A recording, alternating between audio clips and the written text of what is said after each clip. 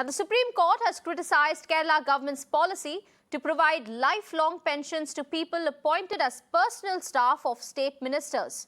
The top court pointed out that ministers' staff get entitled to lifelong pensions after just 2 years of service. The top court made the observation while refusing to entertain Kerala Transport Authority's plea against government-owned oil marketing company's decision to hike price of fuel for bulk consumers. The court declined to entertain the plea but granted liberty to move the Kerala High Court. And for more details, my colleague Meenakshi Bhanja joins me live on the broadcast. Meenakshi, what is this pension policy that has been reprimanded by the top court, and also what is the Kerala government's response to this criticism? Well, you see, response technically comes by in a legally articulated manner after the Supreme Court's developments, which have transpired today itself.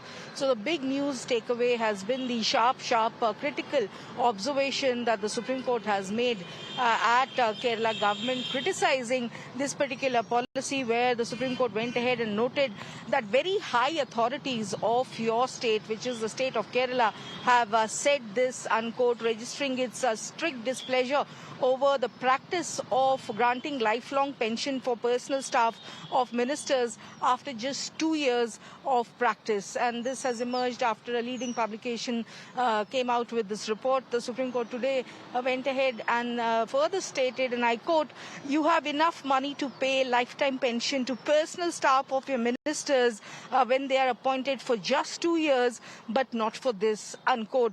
So this was the sharp reprimand that the Supreme Court placed on the Kerala government. As you rightly mentioned, the Kerala government's plea was being heard by the Supreme Court, where the top court has today gone ahead and refused to entertain the Kerala State Road Transport Authority's plea against the price hike of fuel for bulk consumers. But Kerala government clearly on the back foot on this one. And with regards to your query on the Kerala government's response, because these developments have taken place just today, where the sharp critical nature of the Supreme Court's observations have emerged, the matter has been also dismissed by the Supreme Court. It is now headed back to the Kerala High Court.